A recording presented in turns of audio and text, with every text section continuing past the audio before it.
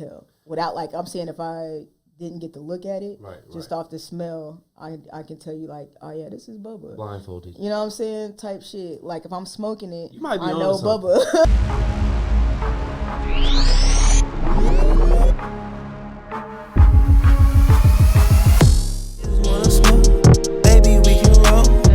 I got some more weed, I just wanna smoke. She just wanna smoke, we just wanna roll. Cause I got some more weed, I just wanna smoke. She just wanna smoke, we just wanna roll. Cause I got some more weed, cause I got some more weed. Yeah. 2, 3. What's good with it, man? Y'all know what it is, she know what it is. Whee! Know what it is. 2, 3, aka 23 Cups, aka Steve Stoner, and welcome back to the Smoke Detector. And on today's episode, we got a very special guest. You know, some of y'all may know her as Toadily Stoned. You know what I'm saying? She been out here in these streets in Texas, putting in that work since day motherfucking me one. Y'all give it up for Jay. Hey. I'm happy to be here. Thank you, 23, for inviting me onto your show. It's an occasion to be out here. You know, I've been rocking with you for a long time. Like, you've really seen me since I hopped into this sphere, you know? Since day one? So, yeah, it's a blessing to be here, for real. No, that's love. So you saying I really saw you, like, in the early days? Oh, yeah, for sure. Okay. For sure. Yeah, so we was both on the scene super duper early. Yeah, like we've both been here to witness how it's grown and evolved over time. Like we definitely saw it when it was still just in its infant stages, like learning how to walk. Yeah, facts. And that's just let me give you some of your roses to being ahead of your time. You know what I'm saying? I appreciate that. Yeah, being ahead of your time. Being as soon as we pull up to the events, we know Toadily Stone gonna be there. She gonna be there. That's the only person we need to be going to, rocking with, fucking with. You know what I mean? Yes, and it made me so happy whenever somebody says, like, you know, I remember you from this event, or somebody that met you at one of these events, like, referred me to you, and it's just like, oh, that's great. Like, word of mouth to this day is still the best form of advertising. You could spend $1 billion on advertisement, but the best review you ever gonna get is somebody like, what makes you want to see a movie? The trailer, or somebody being like, yeah, I went and saw that. That was good. Like, you definitely need to check that out. Yeah. You know what I'm saying? Like, that word of mouth review gonna make you step up and go see it before the trailer do, because the trailer might leave you feeling like, maybe. Yeah. But somebody telling you like, nah, dog, you want to go see that? It's worth the money. Yeah. Make you feel like, all right, bet. Yeah, no, for sure, because you trust them. You done built that trust. Like, and if people come out, like, in a trailer look real good, like, yeah, man, I'm about to for sure see that. Yeah. But you hear a lot of people be like, nah, man, the trailer was deceiving. It was trash. Don't waste no money on that. You be like, word? Man, thanks for putting me on game. If you really want to see, like, I'll wait till it come out on streaming. No, this show. You good, though, because, you know, you was one of the first ones with the palm pre-rolls out here. You know what I'm saying? You had the palm pre-rolls and everything. Have boys palm right, pre-rolls, that live resin, the liquid diamonds. A lot of these things that are almost commonplace now. Right. Like, back when we was in it, they was unheard of. Unless you was from one of the states where it was already legal, or like California where you already knew about it type shit. Yeah. But nobody out here knew. At all. So where you from originally, or where you from? Where are you from? Well, I grew up right here in Texas. The D? Yes. I was born in NYC. Okay. And then I spent my childhood in California and Sacramento. Like my early childhood. Okay. But yeah, I grew up right here, like edge of Fort Worth and Arlington, you know? Yeah. Okay. We forgot Fort Worth and the Ag, you know what I'm saying? Shout out to Fort Worth and the Ag. Yeah, shout out them, but it's Dallas all day. All day. No, I feel you. You know, hey, you said it, not me. That was just geographic, you know, locations type shit, but Dallas all day. So, tell us about your first time ever smoking weed. That we want to hear that. We got to hear that. I guess it depends. Your first time getting high. First time getting high. You know how they always say your first time getting high, you're not really sure that you're high? Yeah, I can remember the first time me, like, for real, like, smoking was with some of my friends at the playground. Okay. Truthfully. At the playground? Yeah, like, on some, there just happened to be a playground by my apartment. I know. Right by my house. Yeah, I'm fucking with you. No kids around, though, just us. And they were like, you know, like, hey, you want to hit this? And it's just like, yeah, sure. But I didn't know what I was doing. I didn't know how to smoke or anything like that because, you know, I was a little asthmatic. So even though some of my friends were experimenting with cigarettes, I call those drugs, by the way. Like, that's cigarettes, the real drug, tobacco. Yeah. So it's like, you know, they're passing me this blunt and I don't know how to hit it. So I'm like doing what I think is appropriate, like blowing it back out. And they're just like, you over there wasting the weed? Like, what are you doing? I was just like, well, they was like, nah, you got to like inhale. You know, I'm a little asthmatic. So yeah, okay. So they got me taking like these huge drags, like, yeah, you know what I'm saying? I'm about to cough a lung out. Yeah. And it's just like, you know, back in the day, you had to be home before the street lights came on. Yep. Like, that used to be our clock. If the street light was about to come on, it was time to get to moving. So, like, it was about that time, you know what I mean? So they made me take, like, one more big drag before I took off. Yeah. I coughed all the way back to my house. Like, I got home, I don't remember having, like, a sense of, like, being high, but I know, like, my eyes were red and stuff like that. So most, like, I mean, I didn't do nothing but chill and watch movies the rest of the night. So I probably was most likely feeling it and not realizing it. No munchies? Nah, not like, I mean, I snack a lot anyway. Okay. So at the time, I didn't notice a discernible difference between my usual level of snacking and, like, weed-induced snacking, you know what I mean? Yeah. But, the first time I can remember actually having the feeling of being high, I was smoking with my homegirl. Tell us about it. And I mean, back then, because I firmly believe weed today is different than what weed was back then. Right. I feel you on that. Back then, it's just like we used to smoke, and it would put us in this kind of euphoric state. Right. Everything was funny. Yeah. Like, you would just have this nonstop. You know what I'm saying? Yeah. Like, I mean, till your stomach hurts, tears rolling out your eyes, like that type of funny. And it almost didn't matter what you guys were talking about, what you were doing. Like, everything was just a riot. Yeah, I know. Like, everybody was just like the best comedian type shit. You could be saying the most mundane thing, but it felt like the most hilarious thing you ever heard. And, yeah, that day with her, just smoking with her is when I feel like the first time I remember, like, really getting that feeling like, oh, yeah, I know I'm high. Like, this is, I can't even stop laughing at this point. Oh, so y'all was, like, laughing and turning up. Yeah, just cutting up, you know what I mean? And it was just a good day, an overall good day. And, but I wouldn't have called myself a stoner then. Okay. You know? Yeah. It was pretty much, I would say I was a social smoker at that point. Social smoker at that point. Because it wasn't like I was out buying my own weed or anything like that. Like, she used to have it, and she'd be like, you know, you want to smoke? Yeah, so sure.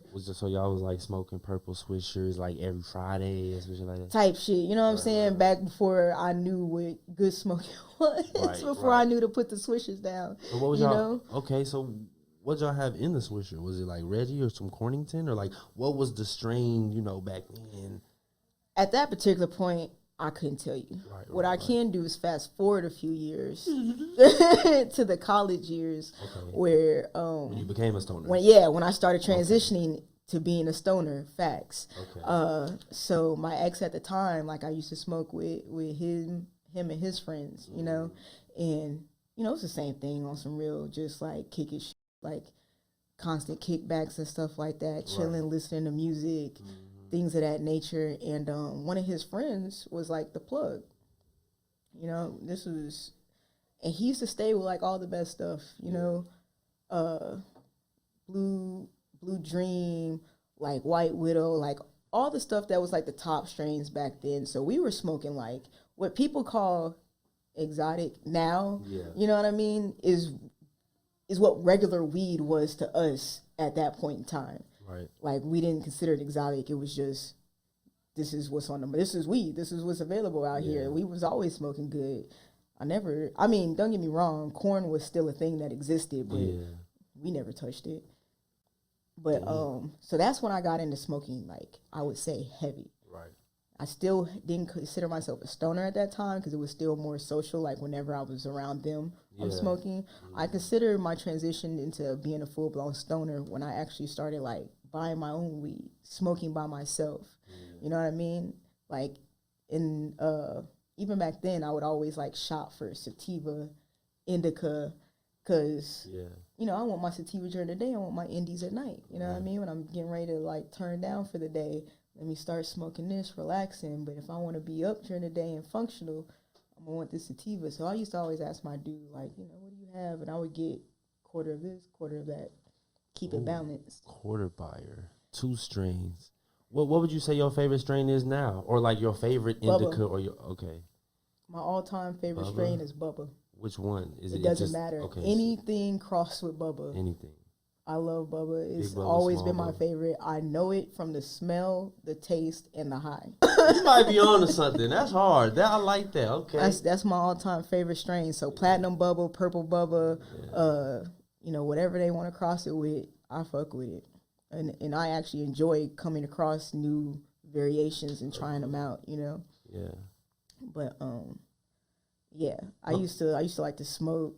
I started smoking before everything. We just make everything better. Just made everything like whatever your experience was. There's like this, there's this saying where it's like you could be bored at home sitting on the couch, or you could be high at home sitting on the couch. Yeah, that's fine. It's like it makes a difference. Yeah, no, facts. I agree with you. 100%. Suddenly you're not bored anymore, like, or your boredom transforms into something new, you know? Yeah. Sure. Where it's like you just find a way to be entertained with the nothingness versus being tortured by it. So would you say, like, that's what made you really start diving deeper into weed and, like, the, you know, smoking it all the time and, you know, starting to, you know, get into the retail of it, you know what I mean? Okay, so around that time. Every epiphany I've ever had, I had it after I smoked. Okay. But I've had, like, a lot of really good epiphanies, yeah. Like, as far as self-awareness goes, learning things about myself, as far as, you know, like you said, the retail, the business side, like, back then, like, when I was fully becoming a stoner, like, I was starting to have those epiphanies and get that appreciation for the herb, you know, because it's not like, you know, hard drugs, you know what I mean? Right. Like, you're not just getting it. So, I mean, some people do just smoke for the high, but a lot of people use it medicinally because it can be and is a medicine, you know? Helps with anger issues, depression, things of that nature. It just keeps you in a really nice, mellow mood, and there's nothing wrong with that, you know what I mean? That's why even some people like CBD, because not everybody wants to feel like the psychoactive effects of THC, and it's like, oh, I can get some of the medical benefits of the CBD, because, you know, CBD is really great for, like, pain relief. I've recommended it to a lot of my family members, older members who have gone through, like, surgeries and stuff like that. Like, my aunt, she had surgery on her knee. I sent her some CBD cream that she rubs on her knee daily, and she says it helps a lot with the pain. My cousin had a pinched nerve in his arm. He was the one to put me onto it, as a matter of fact. Because of that, he had a pinched nerve in his arm, and he was having trouble with it for about a year. He one of his friends who owned a shop gave him some of that cream, and he was using it, and it helped him a lot. And that's how I ended up passing it on to some other people in my family, like, and they all swear by it. But in any case, as I was saying before, like, I would have these epiphanies while smoking and just kind of gain these new realizations. And back then, I was finishing up with college, but I still didn't really know what I wanted to do, you know? And I graduated Bowling Green in Ohio. Oh, fuck, the penguin? No. Y'all are like orange? Yeah, orange and brown. That's where the Cleveland Browns actually got their colors from. Was from Bowling Green State University. Not to be confused with the one in Kentucky. Shout out Bowling Green. We say you what's up. My bad. No, you're good. Continue. What was I saying? You were saying about trying to figure out what I wanted to do. I wasn't sure. And, you know, as I was finishing up school, listening to Dizzy Wright, of all things, and he had this album called State of Mind, and I was listening to a song of the same title, and, like, the first bar is like, turn your passion into your paycheck. And when I really sat and thought about it, things that I thought I would have been passionate about when I was younger, didn't have the same passion for it when I was older. But one thing that I could think of that I did have a strong passion for was cannabis. And this was at the exact same time that Colorado and California legalized on the recreational level. And I said, bam. That's it right there. That's what I want to do. I want to bring, I knew the helpful benefits it had given to me, the ways that it changed my life for like the positive, for the better. Not to sound like, you know, one of those people who changed my life, but you know, but it's just like it helped me to think, you know. I'm like ADD, my thoughts are all over the place, racing, I can be impulsive. So to have something to kind of calm you down, let you like sit with your thoughts, think over things for a minute, for me, especially at that time, was extremely beneficial and helpful to me. And it's just like, this could be great for a lot of people. And you could do it legally. Yeah. You know what I'm saying? I have the opportunity to do this legally, and I don't have to be ducking, dodging the laws and stuff. That's exactly what I want to do, because you want to wake up and go to a job that you like to be at. What do I like to do? I love to smoke. But I have never seen weed not bring people together. I've made so many friends just off the fact that we both like to smoke, because it's a great icebreaker. Believe it or not, I'm actually a very shy person. Hey, well, very exclusive interview right here, Smoke Detector. Like, so it's like, you know, that's a great icebreaker to just, you smoke? All right, bet, let's match real quick. Let's spark up. And it gives you, just like how we were in the back having like our conversation, smoking, talking, you know, it's a good way to get people to open up. And so it's like, that's something I like to get up and do. Yeah, you know? Of course. It's a great thing. And that was how I got into the market of what I do now. Because it's just like, of course, so the options were wait for Texas to legalize or move to a legal state. Right. But I see the potential in the Texas market already. So as I was telling you earlier, like, I want to be here. Instead of trying to like go to an oversaturated market, like for instance, telecommunications. Right. How likely is it that if either of us were to start a phone company, that we would be able to compete against AT&T, Verizon, T-Mobile? Let's say we wanted to start an airline company. How likely are we able to be to compete against Frontier, United, American Airlines? Not likely. Those are markets where they already have these conglomerates, and they already, you know, like, you're not really breaking into that market. I dare you to try to start a zipper line. Do you know there's one man who pretty much has the entire market on zippers? Next time you have a zipper, look at it and see if the initials say like YK, I believe. YKK. Yeah.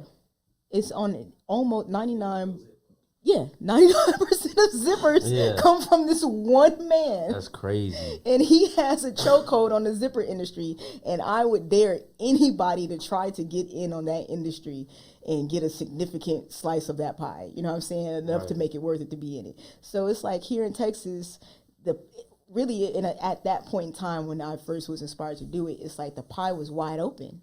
Right. Like, yeah, sure, Colorado and Cali have these slices, but it's not legal like anywhere else. Right. Recreationally, at least, where any and everybody can go get it. You don't have to like jump through these hoops to try to go get a medical card. You know what I mean? And it's like, man, that in Texas, as I was telling you, Texas, I'm going to say when, because I do believe it will happen one day, when they do legalize, is going to have the biggest cannabis market in the country. I firmly believe that. Yeah. And yes, and it's so, why would I want to move out to Cali or Colorado? And you know what? Colorado did this one thing, and that's really what made me peep game. If you already lived in Colorado, when they legalized recreationally, if you already lived out there, and if you already had a medical store, you were the first in line to get a recreational license.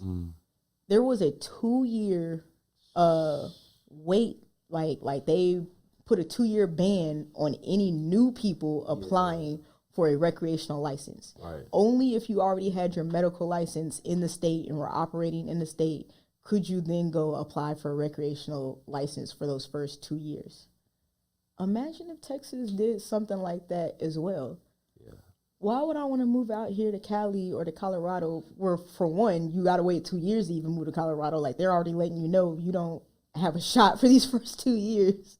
Or go to California where it's super saturated. No, I'm going to stay right here and put this work in right here so that when it does get legalized, I'm now a part of that group of people that qualifies to go get these first licenses.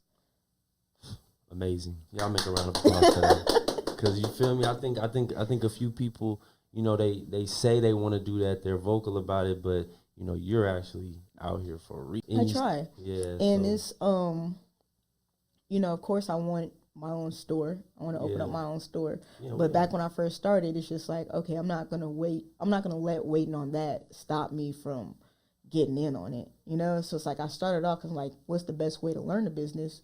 Just jump in. Yeah. And just jump in at this level and work my way up. No, facts.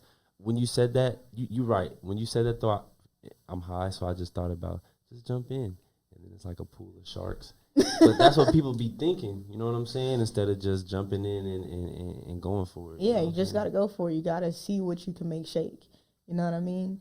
And it's just like now it's got to the point where, you know, people recognize the name. That's why I told you I was like, more people probably recognize my IG handle because it's just like, yeah, I'm either familiar with you because I came across you in person, or I know somebody that came across you and they told me about you. Right. And that makes me feel good. Yeah, because because I try to let my product speak for itself. Like I was telling you, I'm all about honesty and quality. Mm-hmm. I'm gonna always tell you what it is and what it ain't. Right. And I'm gonna give you the good quality. I'm not gonna try to convince you, you know what I'm saying, it's exotic when it's really like corn or Reggie type deal. Right. You gonna educate the people on exactly what it is. Let you be informed. You can choose what you want to get. You know. So let me ask you this real quick. You said that eventually you want to have a store one day, right? Yes. What are some of, like, if you don't mind, what are some of the few products or a big goal, you know, that is in the future for you? I would really love for it to be. So my dream has actually kind of evolved from owning like an actual dispensary to kind of wanting a cannabis consumption lounge. Okay. I mean, honestly, I wouldn't mind doing a range of things, truthfully. Just all cannabis themed things. Right. Especially right here in Texas. Right. Like, eventually we're going to need our own delivery service. You know what I'm saying? I love that. I know that the first consumption lounge has just come out. I can't remember exactly which state. I want to say Nevada, but I don't. I would have to research it. I don't want to. I want to say you're right. I want to say Vegas. Yeah, somebody has finally just come out with the first consumption lounge in a legal state. And, you know, I've been wanting to do that. That's something that's recent that I think just came out like last year, but I've been wanting to do that. And it was going to be Purple Palms, which we have right here. Purple Palms, y'all see. And so the idea I had for Purple Palms was these electronic hookahs, but for cannabis. Mm-hmm. So instead of having like that, that's hard. Like that cigarette oil in it, that nicotine oil. Because I mean, electronic hookahs aren't new. That those have been around for a little while, but they usually have like that e-cig oil in them. And I've even seen some people have like CBD, but like I have like legitimate THC hookahs, where for venues where you can't smoke, for a room such as this. Exactly. For a room such as this where you want to keep the professional profile, but you would also like to, like with these vape pens, shout out Extract. Yeah, shout out Delta Extracts. We see you. 15% off on your order if you type in the promo code 23 cups. These hookahs are a great alternative to actually smoking. And I mean, they get you like more there. So than even these pens. Yeah. Like they put you. I would dare somebody to actually sit here and continuously smoke that hookah. You know what I mean? Yeah. Wow. Everybody on YouTube and in the world, we gonna need one of them Purple Palms on this show. I said it here first, man. We gonna turn it up. You already know we got to put 5 stars on it, 23 stars on it. Next time I'm up here, I'll definitely bring it with me. Because you guys definitely need to experience it. Yeah, we need that. You know, because we can't really blow down in here. Yeah. So we need that. Because there's so many places where it's like, oh, yeah, you can't smoke, but they'll let you have the vape pens or something. That's fire. And for like places like that, these hookahs are perfect. And nobody has these. I'm the first person with these. So it's like one more thing that we're out here pioneering. Yeah. But eventually, you are going to see them everywhere. Right. You know what I mean? Right. But you the first, though. You feel me? Okay, let's real quick. Delta Extracts this pen. How do you feel about it? You like it? You rock with it? It's cool. It's got a good taste, a nice pull. It's really smooth. Okay. It's a very solid pen for sure. This is the blue cookies. We also have, what other flavor I got? I got the Obama Runs. If you want to try that one, that's more of an indica. Okay. So, yeah. Well, shout out Obama runs. Yeah, I ain't even know Obama condone things like that. You know, he obviously do. He obviously do. But yeah, we got that one too. Okay, that's a bet. I'm glad you're rocking with the Delta extracts. You know what I'm saying? I remember you been on these. You know what I'm saying? Live resin. Yes, sir. Okay, yeah. So let's play a game real quick. I was gonna ask you, you know, if you this or that, you know, just a few little, you know what I'm saying. So blunts. I mean, I'm lit, y'all. Reset. Papers or blunts. I say it depends on the situation. Okay, so if you're like alone and you're in the house, a paper is always the best option. You know, if you're going like health wise, if you care about that, then papers. Blunts, in my opinion, are better for if you're smoking in a group, you know, because or if you really don't know how to roll, because I don't want to call them indestructible, but it's like you can roll a pretty messed up blunt and it can still like smoke. You know what I mean? Like with a paper, paper is an art form when it comes to rolling and smoking those. You can't just hit a paper any type of way. Like, you need to know what you're doing, because there's some people who will hit it super crazy and put a run in it and then pretend like they didn't do it and pass it and act like they didn't put a huge run in this paper. Who you be smoking with? Because where you know the newbies, the people who aren't familiar with papers, you know what I mean? Like you're a paper smoker, so you already know like the proper paper etiquette. You know, like there's an etiquette to smoking no matter what you're smoking. Yeah, facts. And some people know it and some people don't. Yeah. But so I would say papers or blunts depends on the situation, whether you're alone, whether you're outside or inside, because blunts are better for outside, you know what I mean? Get a point. If it's windy, because the wind will eat a paper up and you won't even get to smoke it. Yeah, facts. No, you ain't lying. You are not lying about that. But ultimately, I'm going to say pipes and bongs. Okay. Truthfully, no matter what, whether you're smoking for your health or glass is the best way to go, because you're getting a better high, you're using less weed, and it's overall healthier for you in general. Okay, so you take the lighter and do this, or you be on the hemp wick? At different points in my life, both. Okay. Ultimately, the hemp wick is the better way to go. Right. So I'm going to go hemp wick because, especially with my nails, I would prefer that, because sometimes that flame will fold over and end up nipping your thumb a little bit. Yeah.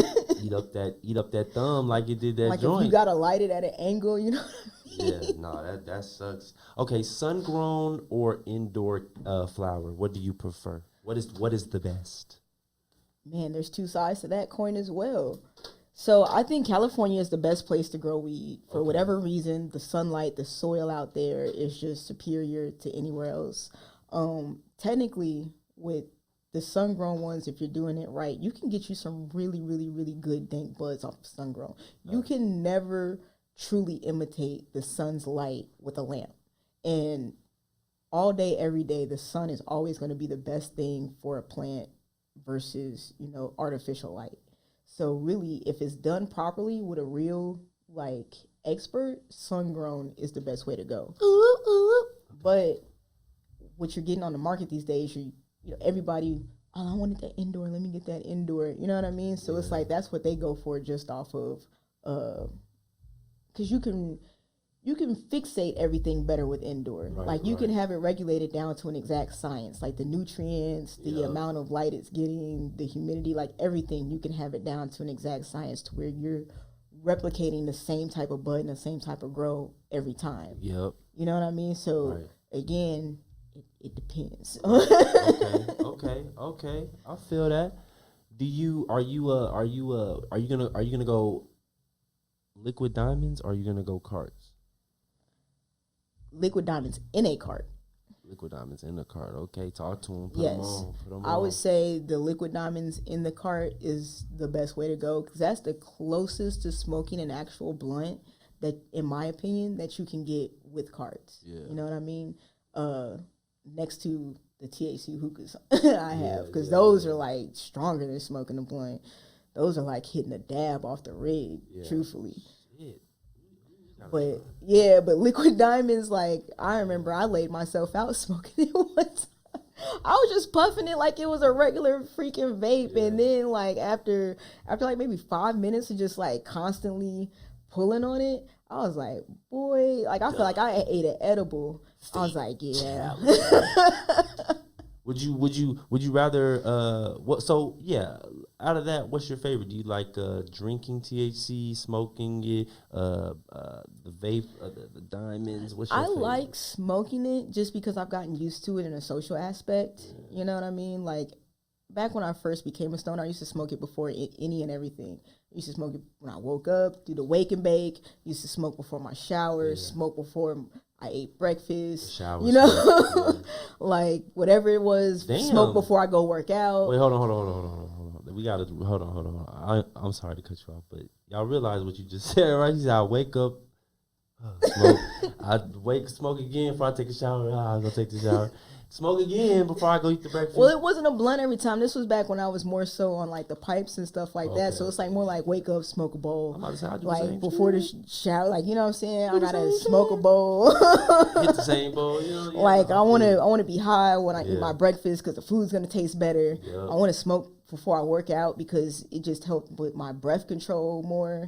Because I would start off with my cardio, because I started noticing that, like, if I went to the gym high, like, all of a sudden, because, again, little asthmatic, it's like my cardio is lasting longer. I'm taking more even breaths, you know what I mean? Right. So I was like, that's when I came to my own personal conclusion that that it was just better that smoking kind of helped with my workouts. It improved it. Facts. That's what's up. You know, I ain't never really worked out too crazy high. You know what I'm saying? I mean, a little bit, but I feel like shit. After a little while, I be getting too.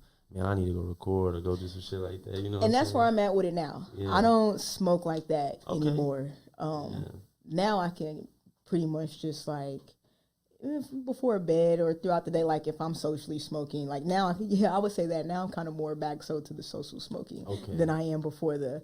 Everything I need to be high. Right. Yeah. I can't do this unless I'm high. Like, I can't function unless I'm high. Like, that was just like the early days. No, I feel you on that. So, would you say you smoke once a day, once 3 times a week, or just once a week maybe? Probably like once a day, really. These days, you know what I'm saying? Unless again I'm in a social situation, but like if I'm just naturally left on my own, like without any outside influence, like just smoking me one blunt in a day, and I'm probably smoking that blunt throughout the day. Facts. No, I feel you. Or toking on my vape, you know. 1,000. What would you say is your go-to snack? Or do you have like a munchy food that you always eat when you high, or like when you get high, you're like, oh my God, I'm craving this. I need this. So personally, I love bread in any any form it comes in. You know, like sweet bread, cakes, brownies, muffins. Oh, okay. You know, I thought you talking like French bread. And shit. I might go whip up some French toast. You know what I mean? So I like baked goods when it comes to stuff like that. Cookies. Pound cake, yellow cake. Oh, man, lemon cake. Cake. If I get high, like I'm definitely, the first thing I want is probably some sweet bread of that nature, whatever variety it comes in. For sure. No, I feel you on that. 1,000. Do you have like a ritual? Like that you do before you smoke? Like do you like listen to the same playlist? Do you like roll up a certain way? I mean, I noticed that I tend to roll right to left. Okay. Even though I can roll left to right. For whatever reason, I predominantly end up rolling right to left. So I wouldn't consider that a ritual though, but I would say it's a habit. Yeah. But no, I wouldn't say that I do have any type of particular ritual or anything like that I do beforehand. It's just like, when the mood strikes me to smoke, I'm going to roll up. No, facts. I feel you on that. Do you have a favorite cannabinoid, or like do you feel like there's a cannabinoid out there that, you know, is going to wake people up or get the process even out here moving faster? Actually, what is the word? Is the fact that they advertise so many different cannabinoid cannabinoids these days. Yeah. You know, to me, THC is THC. Right. Whether you want to call it Delta 8 THC, Delta 9, 10, whatever number you want to put onto it, like, at the end of the day, you're getting the same, besides, like, actual CBD where you're getting the medical benefits, with THC, you're just getting the psychoactive effects from it. So, no, I don't have a particular one. The old-fashioned one, I guess, the original Delta 9. And I feel like a lot of people don't even know that. They don't even know weed is Delta 9. Right. And it's always funny to me when I see that on something like Delta 9 THC. I'm like, so regular weed then? So you feel me? Yeah, exactly. I can't wait till that comes out either. Yeah, it seems like a hack that they have, like, oh yeah, we're kind of passing this off as a Delta something. Yeah, no, for sure. But this really just regular weed. You feel me? But you know, they you know how they gotta do it and how they gotta play it and everything like that. I don't knock nobody's hustle. For sure. I was gonna ask you about that hoodie you had on, Stoners Only. Yeah, so this is like a subdivision of like the Texas Stoners Club, and this is Stoners Only. Where it's just we want to create a community for stoners, especially Texas stoners. We can all come together as like a collective, you know, really pool our resources and everything and get this cannabis market popping out here in Texas. For sure. No, I feel you on that. You don't fuck with the edibles, right? I am not a huge fan of edibles. Right. I mean, I do. It's just, it's hard to regulate how much you're getting with the edibles. When you're smoking, you can kind of feel after every puff. You feel me? You know what I'm saying? So, like, when you reach your level, you can just stop. With the edibles, you don't really know. And then by the time it hits you, it's too late. There's nothing you can really do about it. You already ate it, you know? And I've had some ridiculously strong edibles before. Like, I mean, people have just straight up poured distillate in this. Yeah, and didn't even know. And fun fact, put us on.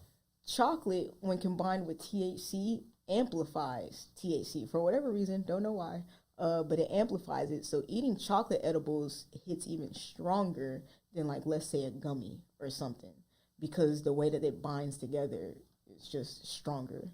So, facts. And just to add on that, when you eat THC, it creates another compound in your liver. So it's like, damn, you getting that on top of the chocolate, on top of another compound that people probably don't even know about. I didn't know that. You put me on, Jim. Yeah. Like, a lot of people say there's no such thing as being too high. Shit!